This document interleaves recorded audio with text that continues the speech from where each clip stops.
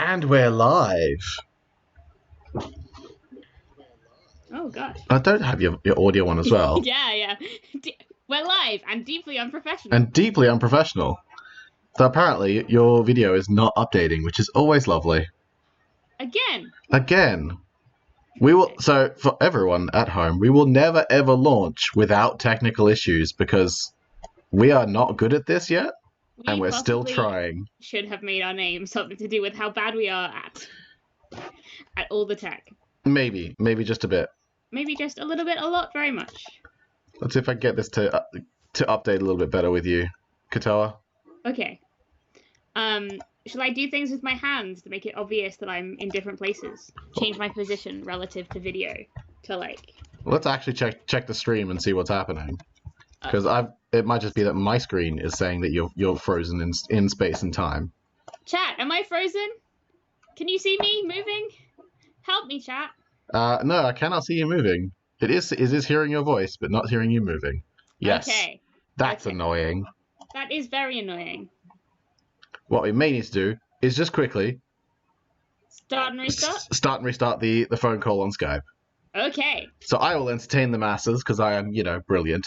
Are you gonna hang up, or should I hang up? I don't know. Maybe you should hang up. Maybe you should hang up. You should hang up. Okay. Okay. How dare you, Kato? How dare you?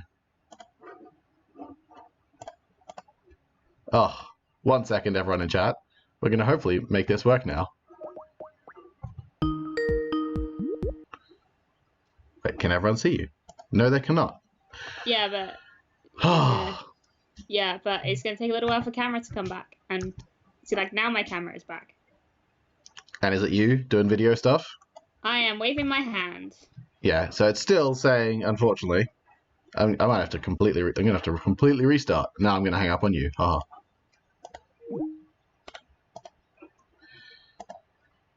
Maybe one day, delightful viewers, we will have no issues launching a stream. Maybe one day. But this is not that day. I don't think this will ever be that day.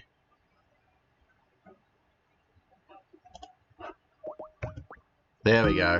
This should hopefully...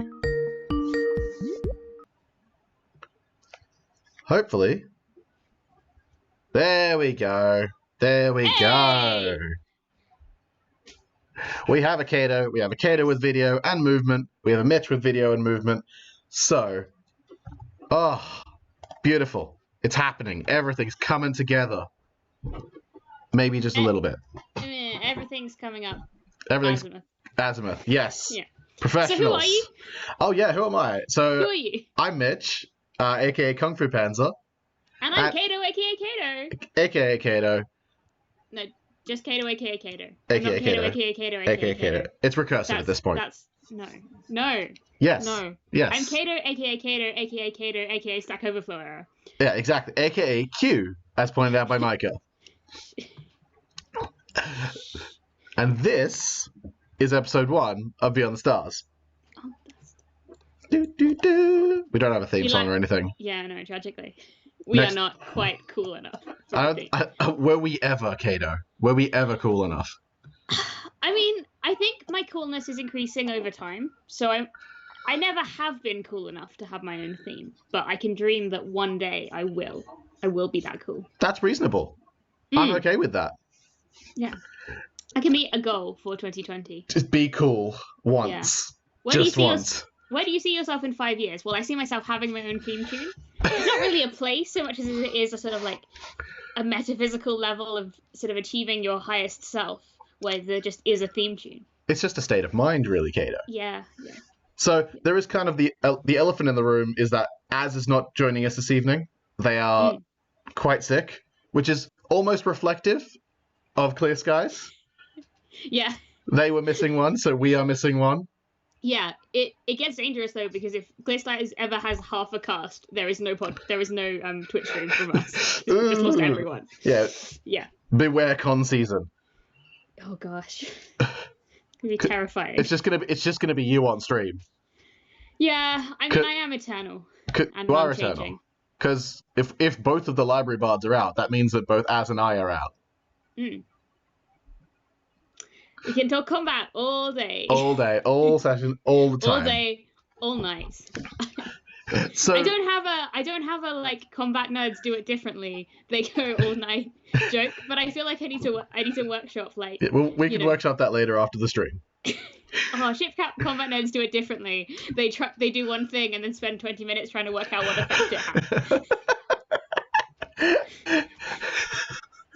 And then they roll and then nothing happens. Oh. Ship combat, we'll get there. But we are not there. We are here to discuss Clear Skies, Episode 1. Which is called Prologue. Called Prologue. So obviously, we've had the launch on Q Times. We are all very excited and back in the Star Trek mindset yet. We don't yet have a ship, so we cannot have ship combat. We are firmly in San Francisco. What's great about the Twitch stream is that they cannot edit out my long, heavy romantic sighs every time anyone mentions combat. Not gonna lie. Was a thing. Which was a thing. So just to quickly roll back, whenever we were doing the podcast, whomever was editing, and there were several of us doing the editing, I think to the latter half it was a lot of Laurent, was just having to take out these 4-second long, Kato staring out the window to the sea. When will my ship combat return from the war? Oh wait, the war is the best place for the ship combat. So we're gonna jump in. I think from the get-go, it feels like we're back, and I'm really excited. From just the visuals and the production, we're back. Bridge ambient sound effects do give me nostalgia now and make me feel like I'm coming home. It was so beautiful just to be back. And really impressive, actually, because obviously they have a wildly different budget to what they had on Shield Tomorrow. But we've still got some beautiful sort of LCAR references in the sort of the graphics of the Twitch display. Xander made the costumes that they're wearing. Which big shout out to Xander for nailing that. So there's a lot of just really enjoyable kind of, relatively low budget kind of, but still really impressive effects. These guys have done a lot on not very much. I'm really impressed. Yeah, well, I think, making a little go a long way is something I think some of the people in the cast especially are used to doing. Yeah. And have done so amazingly. Unfortunately, there was a little bit of an issue this episode with Rave being a little bit tricky to hear at some points. But that feedback has already gone to Q Times, and knowing them and how they've been interacting with everything, that will hopefully be sorted come next episode. Yeah, I believe it's a sort of ongoing issue that may not have a quick fix, but it's definitely something they're very aware of and are definitely working on. Yeah. So jumping in, Kato, as always with an episode 1 of anything, there is kind of just the setting of the scene, the setting of what's happening at this point in time, and the introduction of all the characters, especially the ones we hadn't yet met. Yeah, I think it's probably best to talk about characters and then kind of transition slowly into plot, because we did get some injections of plot later on. But to start off with, there are just so many characters, and I love all of them so much. I have already adopted 8 of them. Okay, well you're doing better than I am. That's the whole senior stuff. I've adopted 2,500 of them. Oh, Kato, no. What have you done? I've adopted the whole ship and several members of the support staff that are not based on the ship. It's fine. That's a sensible... We do love all of them. I think we should probably start with the NPCs, because Eric has done a really good job of drawing lots of very different NPCs with very sort of different characterizations, and I love all of them very much. Absolutely. And I think because we had this intro, this dream sequence at the start of Azuri, remembering what had happened when they were given their new commission and their command by none other than Admiral Nallus Ree, who I adore. He's really cool. I like choices like him being on the old style benzite breathers and not having had sort of like genetic modification to be able to breathe normal oxygen air. And I like kind of how much he is a supporter of what's going on. He's a sort of really nice contrast to Nash in that he has a lot more support more generically, And he's not just kind of an ideas guy, but he seems to be quite sort of sensible and reliable in a lot of ways. And I really liked him because he had this playfulness with Azuri. Oh gosh, yeah. We can talk about Azuri's sort of attitude and how they were, because I am all about that and their relationship. Sadly, Ree is only my second favorite admiral to appear on the show so far. Because there was a period where I was just going Janeway. Yes. Because gosh, it was a lovely moment and sorry, excuse me. It was a very much we trek now, boys. Like we were playing Geist. That's out the window. We trek now, boys. Yeah, Eric is really good at taking familiar characters and drawing them in a way that is not parody, that is not kind of stereotyped, but is a very good encapsulation of a couple of different sort of features of their personalities that are really allow them to shine through. And it's always really sort of respectful and nice, and I really appreciate his Janeway. Yeah, she was everything that Janeway was. Everything that Janeway can be. This boss bitch. I think it very much comes from a love of the characters that Eric is so able to sort of dig deep into what makes them lovable and what makes them sort of characters that we all sort of grab onto, and takes that and just sort of gives it to us unfiltered, which is really, really delightful. Yeah, and historically we've seen him do this with so many other characters. I think it was most prevalent in Doctor Who. Yeah, Doctor Who, he was very good at doing lots of different characters, but also Q's, EMH's. There have been some Trek cameos at various points, and he has always sort of knocked it out of the park. Yeah, and I think it does boil down to that genuine love of these characters, which just shines through completely. So I think one thing I do want to touch on with Ree, and it is it's this distillation of Eric's philosophy that has come up a lot with regards to streaming and creating, in that statement of there is no excuse not to have a diverse cast. And I feel like that is Ree. Like, there is no excuse not to have an Orion captain. There is no excuse not to do these things.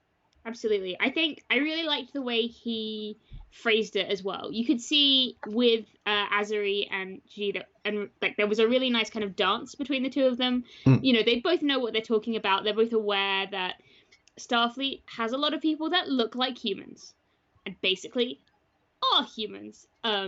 Human and human adjacent. Yeah, and so phrasing it as kind of this non-homogenous representation was a really nice way of sort of saying it.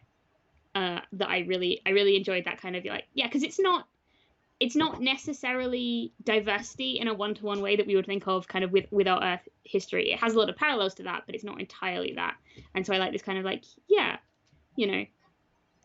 there are lots of reasons why these people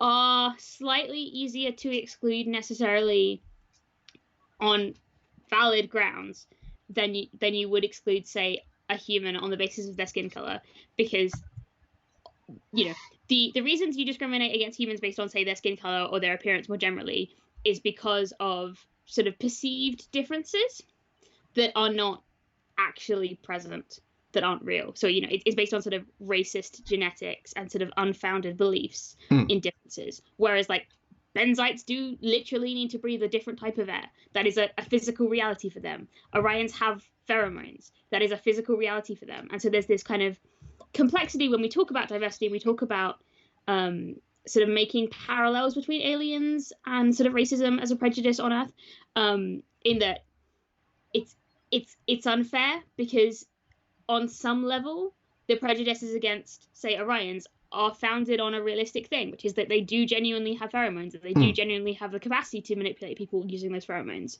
And that is a different proposition than racism in our timeline, where there's an idea that like black people feel less pain, because that's not true. It just isn't true. Yeah.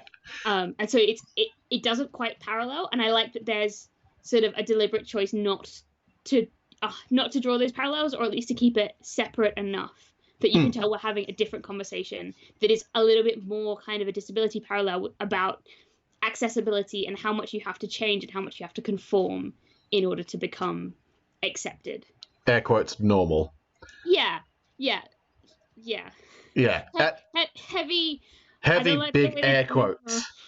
Yeah, around a lot of this. But yeah, for sure. And I think it was really nice that Rhi kind of set that up with the conversation with Azuri, and that we can see it's going to be a theme. Yeah, that kind of addressing biases and prejudice, and we see it again in some of the later interactions as well. But I want to finish off our NPCs list with my boy Commander Rogan. I'm not finished, but continue. Continue. Yeah. I really like Commander Rogan. So he's the staff officer who's assigned. He was so sweet.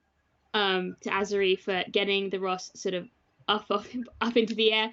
Essentially, he's nice. He's human. To answer to a question in chat, he's another human to add to the list of humans. He's Seth Rogen in a Starfleet uniform. He looks like Seth Rogen, and he has a baby. He does. Those are the important things about him, and you can tell. Sorry, continue. I think what's nice about really all of the characters, particularly the NPCs, is because we've had those session zeros, you can really tell that everyone on the cast does know these people. And as you sort of skip forward through time, you can tell by the time you get to Lenatus, there's been a confrontation between Rogan and Lenatus about respecting the uniforms and enlisted versus commission. You just got to look at the collar. Yeah. Check the pips. And it's really nice that there is this sort of depth to their relationships, and it doesn't feel like in S.H.I.E.L.D. It doesn't feel like we missed an episode or like there's important backstory to these characters that's necessarily going to come up, but it feels like they do have relationships, which is good, which is it gives us this verisimilitude that is really juicy. And I think one of the things that I liked about Rogan is that he was just so stressed. Yeah, because like staffing a ship of this size is not an easy job. No. And it's his entire job is that job. He's a fleet ops person whose entire job is to be a staff officer in command, just like helping command officers do that particular thing. So he's basically he's like the casting director essentially. Yeah. That's a good analogy for what he's doing, which is trying to find the people that have the best fit, that fit everything. Trying to find Azuri, a senior staff that works with how they want to captain a ship, and then sort of filtering that down so that all of the senior staff then have departments that work well under them and that all fit together and mesh nicely. And it's a huge job. Oh, it's huge. Absolutely. And yes, Real Micah, you did hear a 6-syllable word.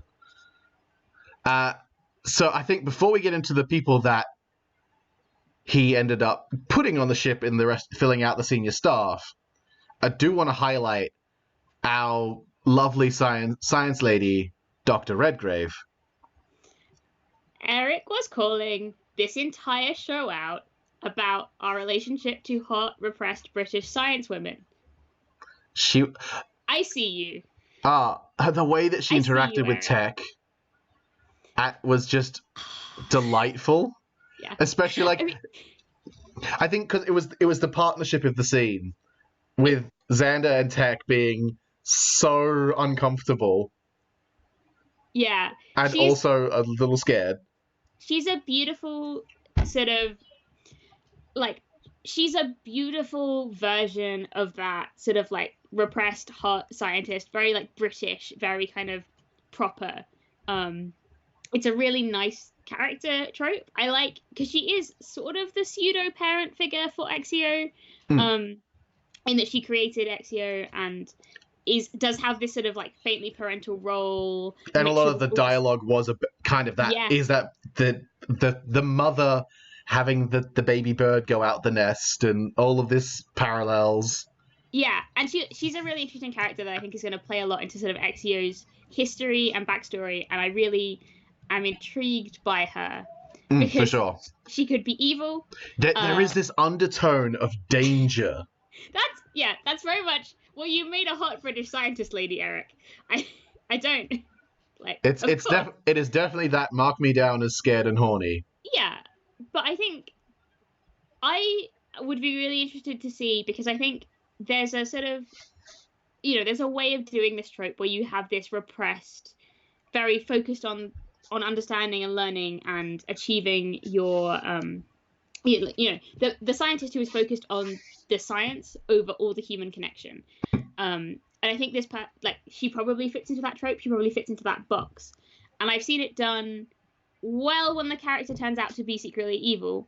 And I've seen it done well where the character turns out secretly to be misguided, but kind of ultimately not able to relate to people kind of quite well enough to be a functioning sort of family member. So there's a couple of characters who come across as incredibly like, oh, well, I'm just doing the right thing, and I love you, but I would never tell you that because that would be emotions and they're illegal. They are just banned. So I would love to see, well, I'm more than happy to explore Angela Redgrave, the villain, but I'd also love to see an actual, genuinely kind of nice parental relationship. Or sort of... Dr. Redgrave, the mother, is more interesting to me than Dr. Redgrave, the scientist. And it's going to be really interesting to see. It is going to be really interesting to see how all that plays out, because she's not coming with. She's going to be back on the Datum Institute, back in the Alpha Quadrant. But to what extent she is a formative presence in Exio's life is going to be really important. Absolutely. She did a lot with very little in this episode, and it was just enough, just what you needed to establish who she was and what she was doing and her role in the plot generally, without necessarily kind of overwhelming us. And I think, again, she felt like a fleshed out character that people, that the cast knew what her importance was in the story and how they should relate to her, which probably speaks to kind of the strength of those Session Zeros that we didn't see, but established relationships well enough that we can sort of carry that through and get a sense. Absolutely. And yeah, I'm really interested because there is, in S.H.I.E.L.D. we had I Remember, which very much dealt with all of the characters' pasts, but Exio has a very interesting relationship with her past, as her concept of memory is vastly different to everyone else's concept of memory. And her perception of the passage of time is different. Exactly. Like we saw when she chose to switch off in front of Vren, that she had to sort of set a time to come back out of the holomatrix. How many cycles?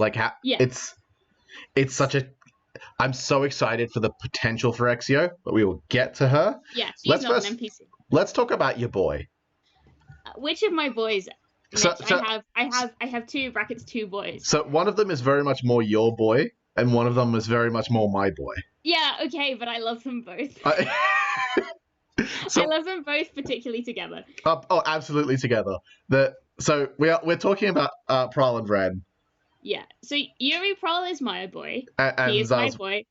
Zal's Vren is absolutely my himbo Andorian boy. He's not a himbo. He absolutely is. No, he's not. He's not quite innocent enough to be a himbo. He's slightly more... He's not malicious, but he's slightly more kind of directed and adversarial. He maybe was a himbo when he was like 20, but he is no longer a himbo. I'm sorry, my friend. I will accept reformed himbo. It's like he might not have been a himbo when he was younger. He doesn't have the level of dumb innocence you need for a himbo. He absolutely is, like, he's absolutely dumb and he's absolutely hot. What he is not is the like benevolent force that a himbo must be in this world. He's not a golden retriever puppy. That is saying that himbos cannot be more evolved. I reject malicious himbos. Malicious himbos are not a thing. See, I think we can go beyond the current definition of himbo. I would say that the key features of a himbo are hot and dumb and like good, essentially. Like they are ultimate lawful good paladins, without the like persistent lawful stupid. And Vren is hot and dumb, and Rogan is hot and good. and neither of them is a himbo, because they only have 2 of the 3 attributes required. And that is my hot take. I'm going to have my opinion of reformed himbo. You are entitled to your opinion. While we're talking about Vren, other important things to know about him are that he's an Andorian, and I do love an Andorian. We all love Andorians. And he is the veteran Helm officer. Yeah, I'm fascinated to see how he's going to play into the dynamics of the rest of the crew. Because we already did see, especially when we get down to the party air quotes, and the fact that several people in the senior staff do not like him. Yeah, which is totally fair, because if he were himbo, he'd be universally attractive. He is not. Okay, not all himbos are universally attractive. They should be universally likable. No, not necessarily. To protagonists, they should be universally likable. But sometimes people hate airheads. I don't think the reason people dislike him is because he's dumb. I think the reason people like him is because he's shallow, kind of. But we don't really know that. Yeah, it is very interesting, because this is another one of those relationships that was established very much in Succession Zeros, and you can see people instantly, viscerally reaction to being like, oh yeah, jealous friend, and people are like, oh, this guy, this guy. Which again, I feel like anyone who you go, this guy, to, cannot possibly be a himbo. No one responds like that to a himbo. I don't know. We'll see. We'll see. I appreciated him a lot. He is great. He's a hothead, which is exactly the type of thing you want from a pilot. No pilot should be anything other than a hothead. It's just not interesting. That whole never back down from a challenge thing. Yeah. Tops. The Pathfinder thing as well. Like the Pathfinder thing. The notion that this guy is a necessary part of their crew, even if he's not someone anyone particularly likes. This idea that he is going to be able to find paths through the incredible anomaly-filled Shackleton Expanse is really exciting. Because it gives him a reason to be there beyond when everyone seems to kind of at best tolerate him. Yeah, and also gives him this kind of scientific leaning as well. And I'm just going to say, Sam has just nailed it on the head with him, bro. Yeah. That's very much that's what it is. It's the bro element that makes him. It's that bro element that makes people hate him. Yeah, exactly. It's very much because we talked about last week how one of the things that I would do is drink Klingon blood wine to prove that I was like just as tough as the toughest Klingon, which I feel is very in line with Vren and his I will eat this egg that is disgusting and that is clearly poison. Are you a them, bro? Is that what's happening right now? I don't think I am. Let's move forward and not question this any further. Yeah, I mean, maybe the reason our friendship works so well is that what I like is the horrible, like, quiet, silent, deadly, tactical people, whereas, like, I'm in fact a Vren, and you like Vrens, so you're like, yeah, we can be friends. Yeah, we balance. It's all about that two sides of the coin. So why don't we talk about the person whom Vren annoys the most? Oh gosh, always have a Trill and tactical. It's clearly the best thing. Or a Klingon. Yeah, okay, but 2 Jem'Hadar in hand-to-hand combat? That is pretty baller, I gotta say. I want to know how that happened. Right? Like, he's a beautiful, delicious enigma that is proper and quiet and protective of his crew. He's everything I want in a man. But he's also really interesting because he's not really described as super huge. No. Which is like, how did you take 2 Jem'Hadars at the same time? Cleverly. In hand-to-hand combat. Very, very cleverly. He's obviously a smart guy. He's really nice. I like how instantly protective he is of the crew, but how respectful he is at the same time of the captain's kind of instructions. Even when he's like, but I want to protect you guys. Let me protect you. And the captain's like, no, we're going to do it this way. He's instantly able to back off. He very clearly respects the chain of command. He's a nice, sort of serious, sober tactical officer. Yeah, for sure. At least from this read, which is really, really nice. I also like... Yeah, I was going to say, Riker, I believe it was this current life that Prowl took down 2 Jem'Hadar, because that would be the only really relevant lifetime that Jem'Hadar are a threat. Yeah, unless he's new to being a Trill, but he seems kind of veteran and experienced. I think it reminded me, there's a TNG episode where Worf scoffs at Data in his, at that point was acting captain and acting XO. And Data's like, no, the way you be an XO is you carry out the orders, and you can talk to me about how you feel about those later. But it's important that you follow the chain of command. Yeah. And this very clearly has this... There's a really good sort of thing about calling people out in public versus private, and how the best way it's bad if you are calling out your captain in private. It's always better to go, Captain, I have some concerns. Can we discuss them privately? Yeah. Because then if you have it out on the bridge in front of your crew, everyone gets to see your concerns, and some people might not be satisfied by the captain's answers. You personally might not be satisfied by the captain's answers, but you have to take them when the captain, like, and I have had entire ships, like, I've worked on, be diverted by usually the medical officer going like, no, you have to change this. You need to change this. If like, either you change this or I walk, essentially. And they had those conversations in private. They went and quietly yelled at the captain and were like, no, fix this. Yeah. Because that is the best way, because you don't ever want to be in a position where the captain loses the crew's respect because of changing his mind. So yeah, I really like this soft and protective boy. And we also saw another element to this kind of nonconformist streak that seems to be happening in that Yuri is an albino Trill, and who's obviously will have albino traits, the eyes, skin color, and the spots manifesting in kind of an interesting way. And then Eric was quite pointedly saying that he did not seek any kind of genetic correction to this. Yeah, it's almost like a pattern is forming between all of the senior staff. Yeah, and I love it. I love these boys. And Cato obviously is shipping these boys in a delightful rivals to romance way. Listen.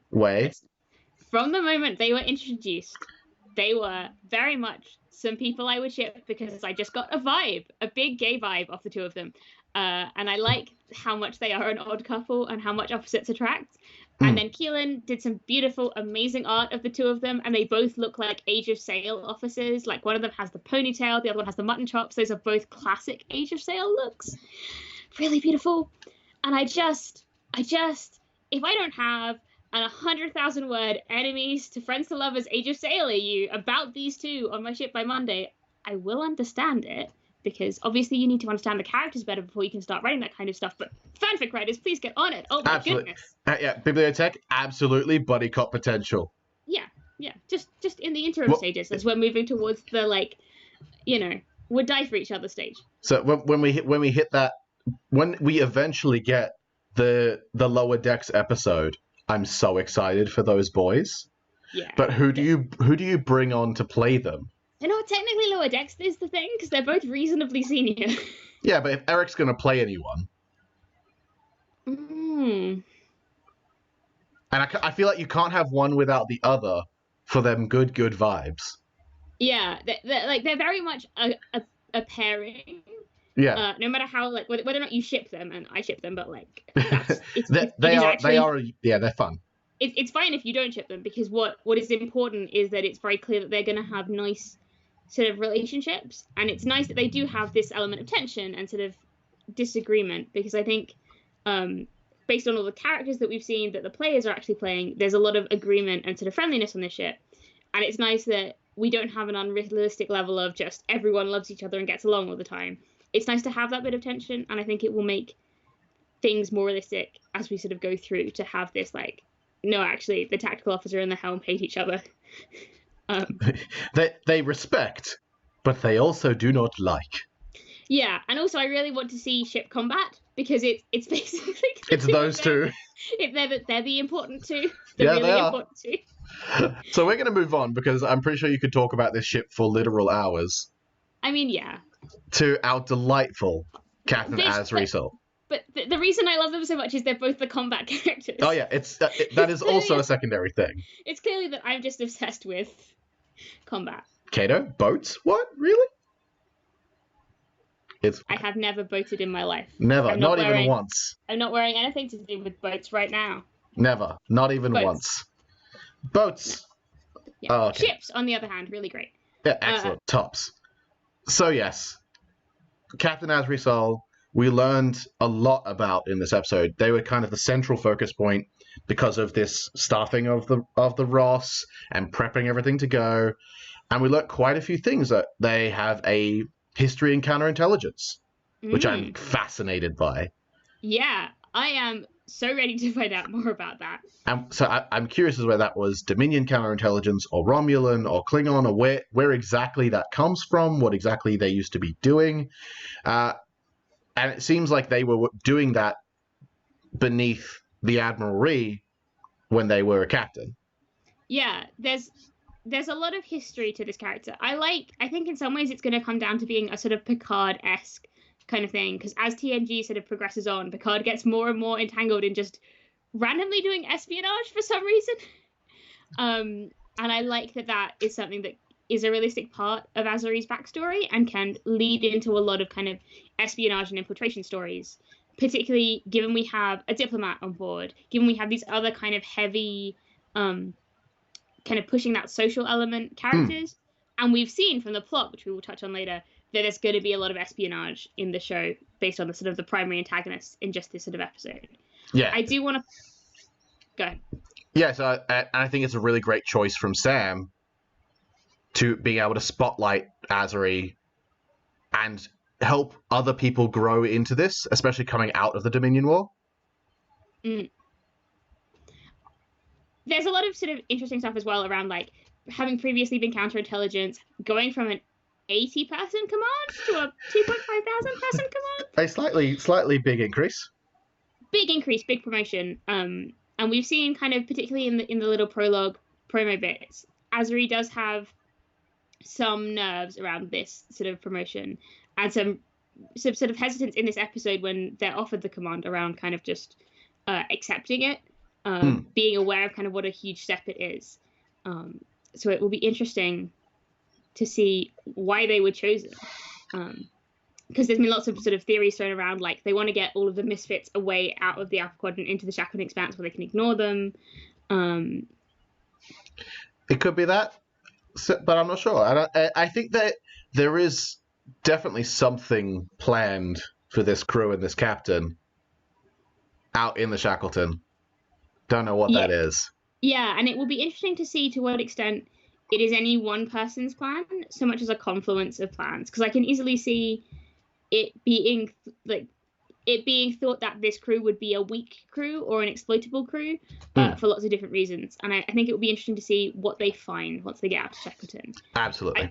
I do want to talk as well about just kind of like, I love Sam's sense of fun when it comes to structures and hierarchies. I think we saw it in a much more subdued way in Rue. But Sam has this beautiful sort of playful teasing that they use every time they are in this sort of structured command system. And I really enjoy how it comes across in Azuri.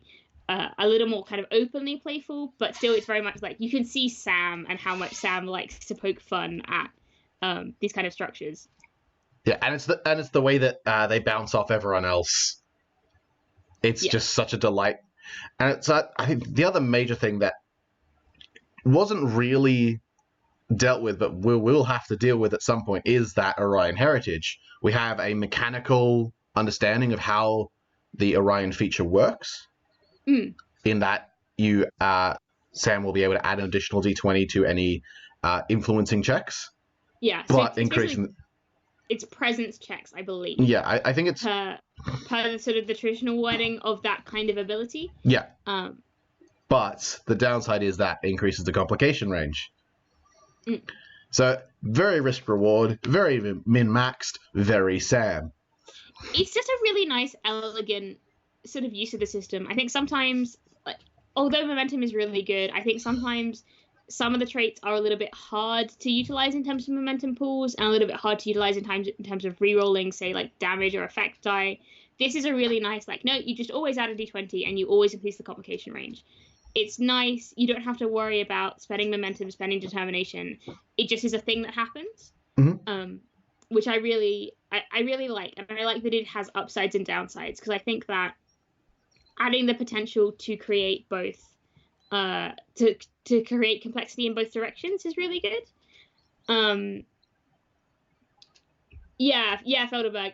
It's not the Orion talent per the Beta Quadrant book. It is it's clearly exceptional. Like it's called something like exceptional sort of talent and then presence, and you can select it for any one of your sort of like abilities as well. But it's a really nice part of the sort of the book. It's a really nice talent that I like. Absolutely.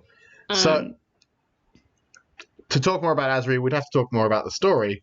So I wanted to talk about our big black obelisk. Okay. I do like the big black obelisk. I love the big black obelisk. I like that that's how there's this kind of physical part to Exio that is not just a hologram. There's like, no. You're not just a part of the computers. You have your own independent thing that is moved around and that has to be sort of nearby in order to work. And I like that we're sort of, again, seeing the same elements of plot coming in with like prejudice on the news, sort of comparisons to the Borg, the EMH making a sort of subtle cameo saying, come on, guys. Holograms can be people too. Yeah, come on. We've had this discussion already. Yeah.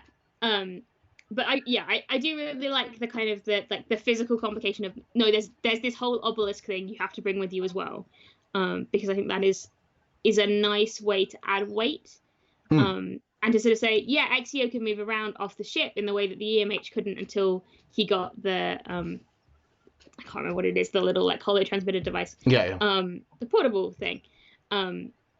But that comes with the fact that she's not actually that portable because she's a big black obelisk. She's a big black obelisk.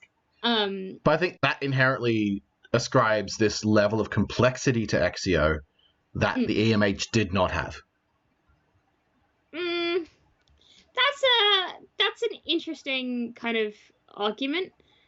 Not the EMH as written, but the EMH as the series progressed, I think definitely developed that. Yeah, for complexity. Sure. I think Exio is definitely at the end of Voyager, end of the holo spectrum as far as complexity of holograms, rather than the start. Which is definitely a good place to start because it means that we're not retreading Voyager's sort of ground. We're going into a new direction. So I have a thought about the big black obelisk before we shift on, and that is, it is potentially mostly empty and to be filled with the things that Exio experiences and learns, and that will be what she can then base all of her future decision making on. And so it may just be a big old block of storage. Yeah, I mean, it's got to have quite a lot to, like she already must be quite large as a program to have the complexity of the program that she demonstrates. Yeah, for sure. But yeah, I think it's interesting. I think there are sort of interesting things. Like there was a Discovery plot where, and I'm sorry because like no one in Discovery has their name lost or matter at all. But there's a character who was is a cyborg in the sense that she was human, suffered some sort of terrible injuries and had sort of cybernetic implants replace some of her brain, and she has to independently make the choice whether or not to save memories to a hard drive, whether or not to keep them in her head with her limited sort of storage space, or to delete them. And this we discover quite late in her story as far as Discovery goes, but that's a really nice and interesting concept about kind of choosing memories to discard or memories to keep, and choosing to forget or sort of remember different things. Absolutely. It's a really nice thing. And I think people have already mentioned this a lot. The way that Sam and Gina interact in any game is tops, and have them together as Captain and Exo is going to be so delightful. We're already seeing this blossoming friendship. I'm very excited, Kato. For sure. I do want to add into that. Like, I think it's interesting that we have a very much not susceptible to pheromones Exo, and how much that is a choice that anyone made is really interesting. It's certainly not something that I think Azuri is resenting in any way, or at least not sort of openly. But I think it is a very deliberate choice, considering also Olin. Yeah. There's definitely a lot to be said for having people who aren't susceptible to pheromones on this ship for lots of reasons. But I do like that there's a lot of potential in both ways, both for Azuri to lose control of pheromones, for Exio to sort of lose control of her holomatrix, because we see even like the ring that she uses as a portable transmitter has bugs. And for sure. When she tries to pop back in and out again, there is some question as to whether or not it will work. And so there's some tension there, which I think is going to be nice when we get towards more she's integrated fully into the ship. She can go anywhere on the ship she likes, but if she wants to go ashore for any reason or on an away mission, that will add that level of complexity. and might end up answering why we have so much Captain on Away mission stuff. Yeah. If the Exio is physically confined to the ship because the hollow ring is broken. Absolutely. But it also does mean we can send Exio into things like high pressure environments, underwater environments. Yeah. Where someone like Asri wouldn't be able to go. Mm-hmm. So it is. We already mentioned earlier we did not get to meet our doctor, unfortunately. Yeah. But we did have one half of the library bards. We had half a bard. And Cato, I love him. Yeah, I mean he's absolutely delightful. There's no one on this crew. To be fair, there is no one on this crew whose character I didn't end up loving within a couple of seconds of meeting. They're all very differently drawn, very delightful. Thek has a lot of advantages in that he is just a happy, bubbly blue boy. Oh, he's a happy, bubbly boy who loves food, and as someone who also loves food like that much, I'm just like, Xander, are you specifically making a character that I will fall in love with? If so, thank you. Yeah, I mean, is that a problem in any way? I really like as well. So I think the super taster thing, just to sort of cover it, is because he's missing the growth that Bolians have on their tongues that essentially enables them to taste highly acidic foods and sort of enjoy that taste. And he doesn't have that. And he chooses to think of it as allowing him to enjoy the taste of other meals, and other sort of species sort of cuisines, which normally Bolians find incredibly bland because they have this whole coating on their tongue that basically means they only taste acid. But again, it's another conscious difference and another way that the crew is slightly different from the sort of the basic sort of standard for their species. Yeah, it's awesome and it's really fun. And that that framing of positivity, it just so much speaks to him as a person. I think outside... I like as well that we get it building into the sort of the memory meal that he makes for Exio. And I like that he very obviously has ways he relates to people, and he likes to share them. And I like that kind of, that very sort of open, very sort of sharing nature from... He's so excited to just know people and understand them. And I think that then you have this really interesting aspect to Tech, outside of this kindness and openness, is this ability of self-awareness. Yeah, he's quite...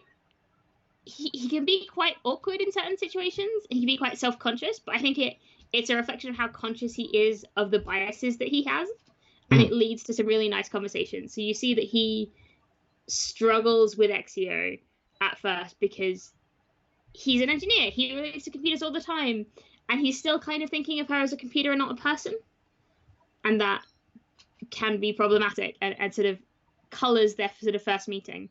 But he's obviously worked on it, and he obviously through the episode even goes through this change where he tries to sort of treat her more like a person. Exactly. It's this active effort.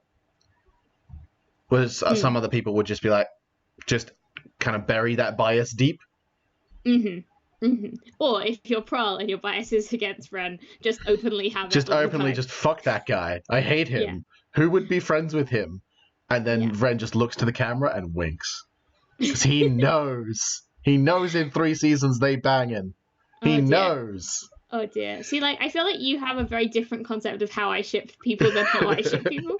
But I think the other place we really see this, and this is like really big stuff for a first episode, is the conversation he has with Jane Lakat.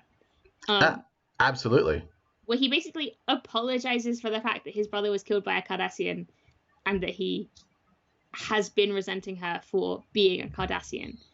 And it's really interesting because it feels like he is a person that tries to be aware of what's going on and tries to stop himself from having bias and tries to sort of acknowledge it and move on. He's very sort of frank in the way that he comes across, because it's quite a big thing to be like, someone who looks like you killed my brother. Can we be friends? It's going to be interesting to see how that plays out, because Jane was very much just like kind of not really engaging with this conversation very much. And I think that does, cycle us into our quiet scientist. Before we move on, Thek is absolutely the warp core of the crew, as in the heart of the crew. And I just want to make that comparison because I like that the engineer has such a kind of a role in being the one who is the relationship glue.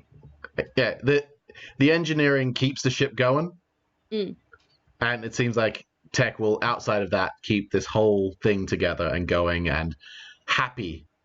And I'm very, very dreading the fact that Eric is going to make Tech upset. Why can't you not enjoy the nice things while we have them? Why do you have to always look to the future and the horrible things to come? I can't help it, because I know it's coming. It's no good. But you know what is good? It's Jane. She is very good. She's fucking hilarious. And again, it's nice that the crew obviously have very different dynamics and are all very different people. And that, to instantly contrast Thek, who is so sort of friendly and approachable and kind of genial in the way that he interacts, to have this person who is moving away whenever people get too close and likes to sit quietly by herself and isn't very sort of conversational, is a really nice sort of contrast. For sure. It's that over personality that may be a little bit off-putting, especially to someone like Commander Rogan. Yeah. But then we have this. So there's so many little interesting things that Revathi added to this. So, obviously we have Orwell, who is a delightful little shit. Yeah, I mean, it's really interesting because it is like, oh no, this is a cat. This is a weasel cat. Oh, yeah, it's a wombat. Yeah, okay, but it's a weasel cat. This is the pet that doesn't like you, and that Jane openly says, I've never actually seen him express any affection for anything at all. But I love him. But I like that she's quiet. I like that she's more reserved. I like that she feels like a junior officer. She's a little bit less confident, a little bit more out of place. And I'm going to enjoy sort of seeing where that goes, because it's a very different sort of awkwardness to Sage's awkwardness. And yeah. I'm sorry to be comparing things to S.H.I.E.L.D. so much, but it's the best way we have of sort of going, they are making different choices. They are doing different things to these characters. They are very clearly not just doing S.H.I.E.L.D. 2.0. This is going to be its own thing. It's like TNG to TOS. It has its merits on its own. It's going to stand on its own. It's going to be a good story, possibly a better story. But it very quickly was like, Picard is not Kirk. Yeah. Let me show you all the reasons why Picard is not Kirk. Yeah. And I think that's very true here as well.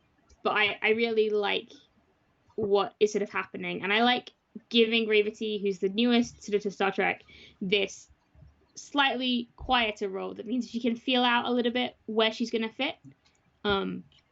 She is a fantastic role player. Absolutely. I wouldn't trust her. Obviously, she's loaded with feels like everyone else. So one of my favorite things in the entire episode was Revathi teasing some stuff out, and then Gina being like, "Make them wait. Yeah. Stop. Yeah. No. Let them sit and stew in this. They don't get that yet. They got to work for that." Yeah. I also think just for being new to Trek, making a Four Stripes joke, So I feel like I am an idiot. I don't get the joke. I'm not sure what the reference is. So, in one of the earliest Cardassian episodes in TNG, Chains of Command 1 and 2, I believe it is called. It's one of the ones I recommended in our first episode. Oh yeah. It's basically Picard gets tortured by Cardassians, and it's about that is what it is. It comes with some heavy sort of content warnings because it is literally about torture. It's about a Cardassian facing off against Picard and trying to break him as much as he possibly can. Tries every sort of trick in this Cardassian toolbook to try and get Picard to break and to reveal some Federation data to the Cardassians, because they're currently, if not in open war, then at least sort of conflict at sort of loggerheads. And Picard doesn't break. And over the course of the 2 episodes, you have this incredibly high-tension scenario where the rest of the crew of the Enterprise is trying to rescue him. He is struggling sort of physically. And it gets to a point where the Cardassian eventually gives up on trying to get any information or trying to break Picard or trying to do anything other than just to break Picard, just to absolutely sort of ruin him as a person. And he basically puts Picard in a room, and there are 4 lights shining behind the Cardassian. And all he tries to do is just inflict pain on Picard until Picard will admit that there are 5 lights and not 4. And it is this kind of perfect encapsulation of the fact that Picard is refusing to deny the truth, which is that there are 4 lights, that he only sees 4 lights. And the Cardassian is just trying to break him and to get control of his will enough that he will just admit whatever the Cardassian says. It's no longer about finding out the information. It is just about subjugating Picard. It becomes incredibly dark. It is a very well written 2-parter, but it is incredibly intense. It has been too long since I watched TNG. Yeah, and it literally at the end of it, there is this thing where, as he is rescued and able to walk out of this cell, he just turns and yells, "There are 4 lights," and it's the last thing.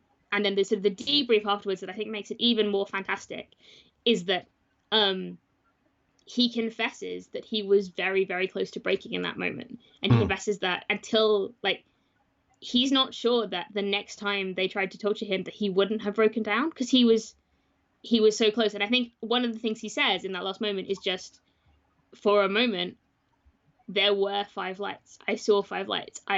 Reality broke down to the point where they did get me, and it's only because you came just then that that I didn't cave, and I didn't show him that I was weak. And it's this really, it's 2 fantastic actors. I think David Warner and Patrick Stewart. Yes.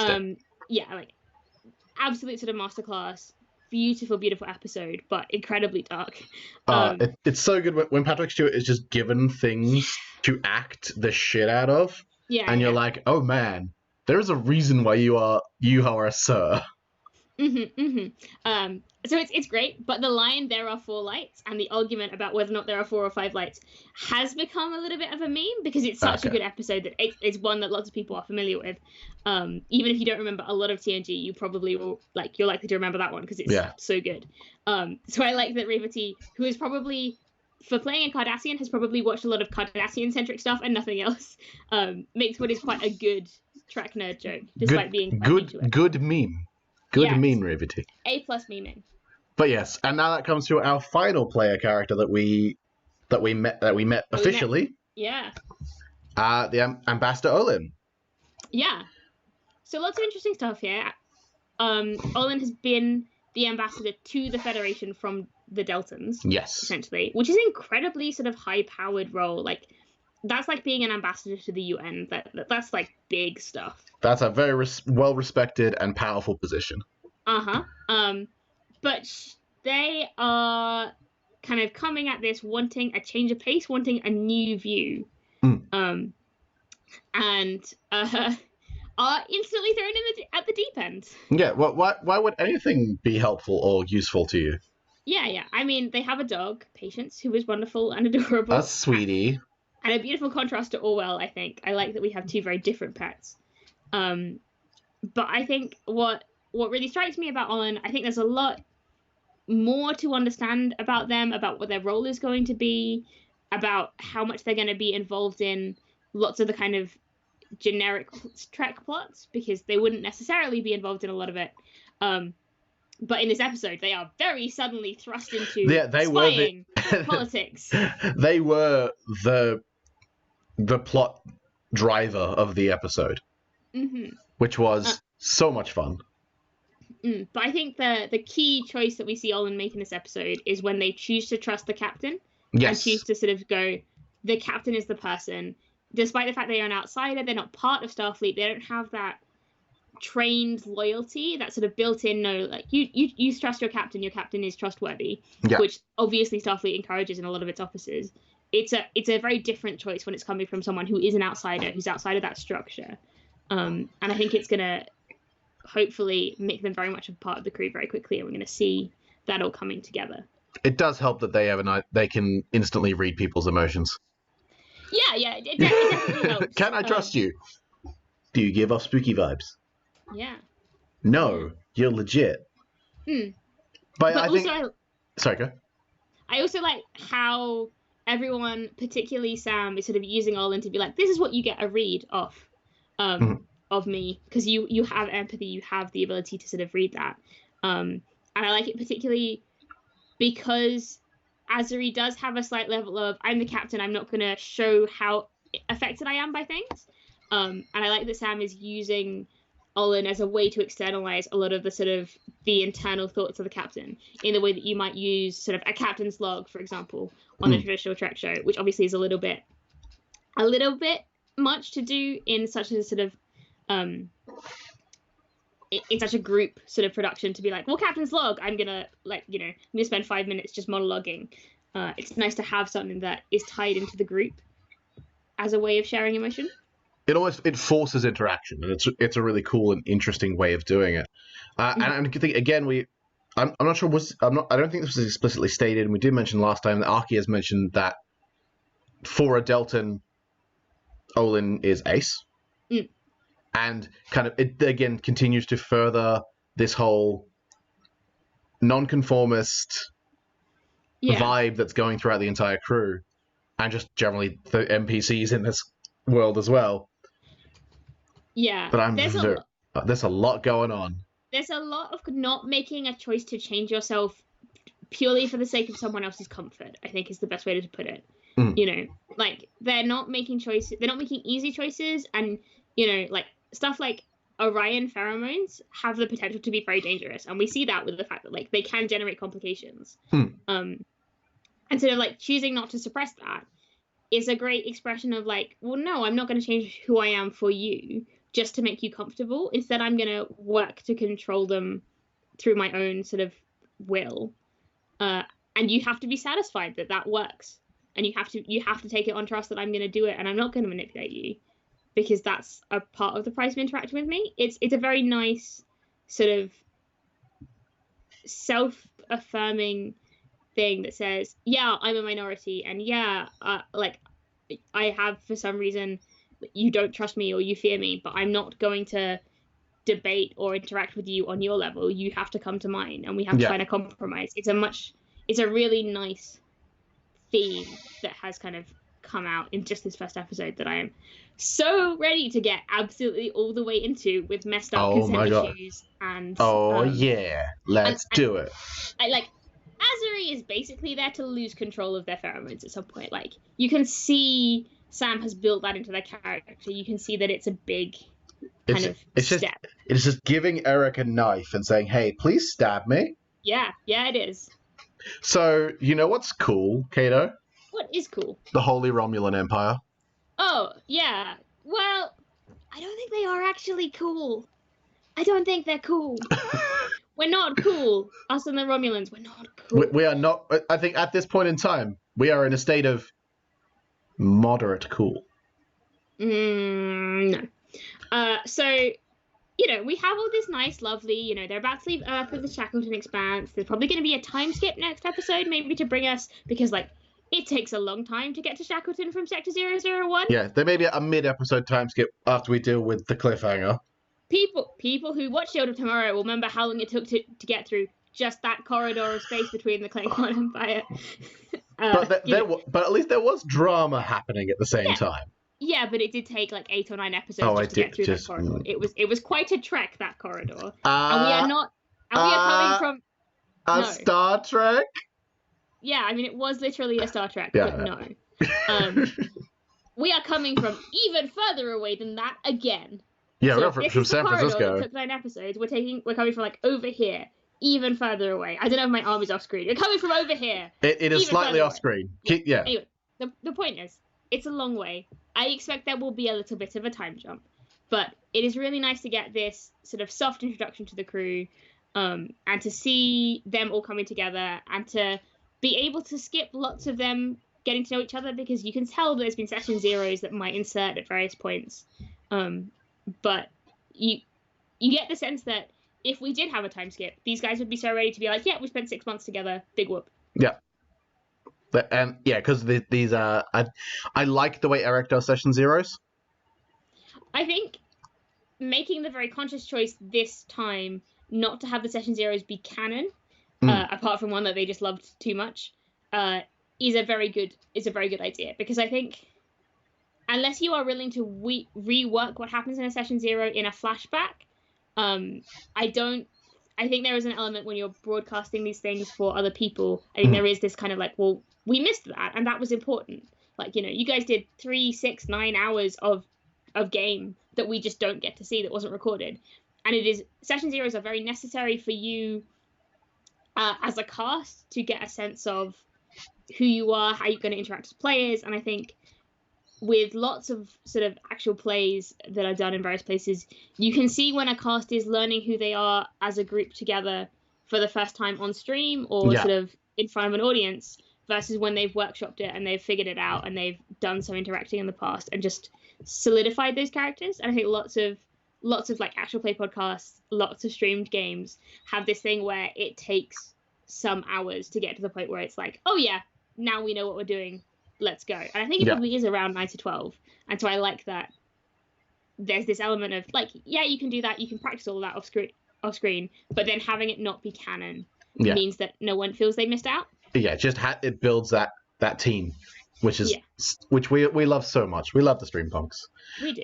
But yes, we had some wacky Romulan Tal Shiar shenanigans. Guys, I did you so dirty. I did you just like the most dirty in the world. I am a terrible human being. I forgot about Seela. I forgot that Eric has my back about how great Denise Crosby is and how much better she deserved on TNG. And I forgot that obviously Seela is incredibly important in STO, and I forgot to mention Seela last episode. I don't know how I forgot. That's a massive oversight. Whoopsie. That's on me. I explicitly blame Kato. Yeah, I mean, obviously it's my fault. I should have foreseen this. Yes. I should have predicted this. I knew better than this. I'm better than this, you guys. I am so much better than this. Right. So, these Romulans show up. They threaten Ambassador on Majin Neel. They've infiltrated Starfleet. The Admiral knew about some of them, but not all of them. And probably this is a plot from Seela, who I think is maybe the head of the Tal Shiar at this point. She is the daughter of Tasha Yar, a human security officer who served on the Enterprise, who, in an alternate timeline, was captured by Romulans, and became the concubine of one of them in order to protect the rest of her crew. And then had a daughter by him. And that daughter is Seela. Seela was raised by the Romulans. Seela hates the Federation. When her mother tried to flee with her, Seela cried out to let the Romulans know, and her mother was very much arrested and possibly killed. Probably. Knowing the Romulans? Yeah, they're almost certainly killed. She is incredibly smart. She is incredibly crafty. She is a great way to get Denise Crosby back on your show if you've written her off twice. Twice. They wrote her off twice. Silly. Like, the second time was probably my favorite episode of TNG, so I can't blame it that much, but it's still, like, you wrote off Denise Crosby. She's amazing. But she's smart, she's crafty, she has a lot of hatred and resentment for a lot of the Federation. TNG episodes you might want to watch to get the lowdown on Seela: The Mind's Eye, Redemption 1 and 2, Unification 1 and 2. All a good background on, like, this is a formidable, intelligent female character who, unusually for a Romulan, is blonde, and who is working against prejudice against half-humans within the Romulan Empire up to the level of sort of Praetor. So she works for Tal Ora, who's one of the two sort of Romulan leadership figures I mentioned last time. Yeah. She's probably working her way up to become Praetor of the Tal Shiar. She definitely will become that in a couple of years per the STO timeline. She's probably not going to die in this series, you guys, because she's definitely around in STO. But she is a big bad. She is big and she is scary. She is the smartest Romulan agent out there. Yeah, I'm curious as to whether Eric will actively use her. Yeah, I think he will. He quite likes her. He does quite like her, but again, it's one of those things of, like, preserving the timeline. I'm not sure how much he's going... Again, he may or may not care that much. A Q may have to turn up and fix all of it. You mean a Q? I'm always free. Yeah. But I do think she probably works best as the character the villains are working for, or at least the character the Romulans who are antagonists are working for. She's very intelligent. She plays a long game. She messes with the heads of the people she's trying to sort of trap and trick. and she is very, very dangerous. And I think she is going to be a character we see seldom, but feel the influence of a lot. Yeah, which is that's the Tal Shiar kind of to a T, is that you never see them, you see the things that they've done. Yeah, I mean, I think it's much more likely that we, like, even within the Tal Shiar, she's very much the big bad. You know, she's Moriarty. She's the person who you see the agents of. Yeah. You know, you might stop a couple of her agents here and there. You might spend like 3 or 4 episodes uncovering a grand plot, all of which is just something she's doing as one of the many games she has, one of the many sort of like irons in the fire. She is going to be a really nice, formidable enemy up in the Romulan sort of side of things. And so we had this instantly this intelligence plot occurring, trying to figure out who the mysterious Romulan that held Olin at gunpoint.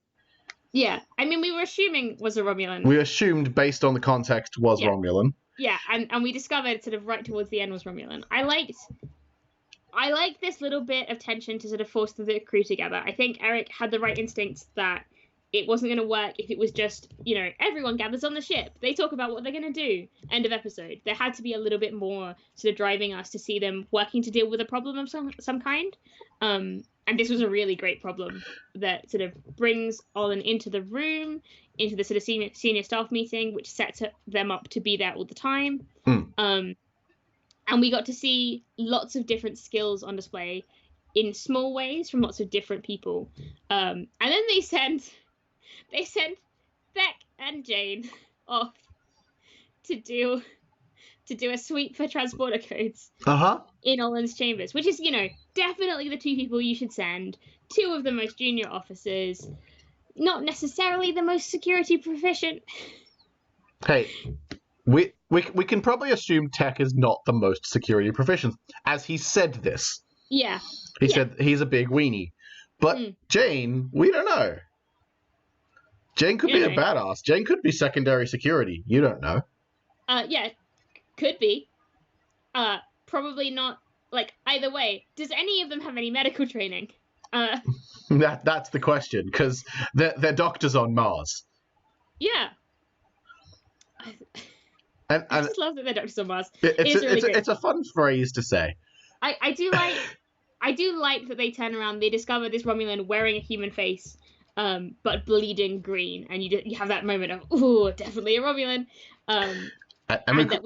We couldn't launch Star Trek without a panted Clamble cliffhanger. We could not launch without a panted Clamble cliffhanger. Cliffhanger. It's a Clamble cliffhanger. It's a panted Clamble cliffhanger. Is what it is. And I really like from Jane this sort of like this business-like tone of we need medical like now. It's a really good button for the episode. Absolutely. Also, yes. I don't know how to pronounce your name. Ejafet. The moment of do we have to read in Vren from your boy Yuri was so funny. Yeah, we have to. You have to. You specifically have to go to his quarters and read to him in bed while you're reading him in. Go and call your future husband. I hope, like, because Eric has been very obliging when I ship 2 random NPCs. He's always made it work somehow, and I hope that, like, starting this whole show off with Eric, these guys have to kiss. Make them kiss, Eric. Just smooch now. I hope he feels no actual obligation to make that happen, because their relationship as it is a beautiful dynamic, and I am happy with it never changing, and I'm happy with it growing in lots of different directions. And I will, you know, they can get together on the boat in my heart. Which is an 18th century naval vessel, just, you know, obviously. Yeah. So it was beautiful. So next episode, we're going to be meeting the Ross. Yeah. And I think we'll have a breakdown of the Ross next time. Yeah. She's real pretty. Other than she's hot. That's the really important thing. She's hot. 10 out of 10. 10 out of 10 space boat. I'm so glad that she's a mix of the Sovereign and the Galaxy, because the Galaxy has one of the worst necks in all of Star Trek, and the Sovereign just is so much prettier. But we can talk about all of that next week. We will talk about all of that next week. I'm very excited for where we're going to be going. I'm excited to get Bonnie back. I am also excited. So, is there anything else you would like to add? Any further thoughts on this episode? My thoughts are this was great as a setup I want so much more.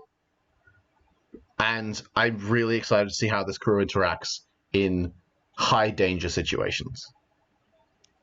Yeah, I completely agree. It felt like coming home, and I can't wait to get to know them even more. So until next week. I love Star Trek, Kato.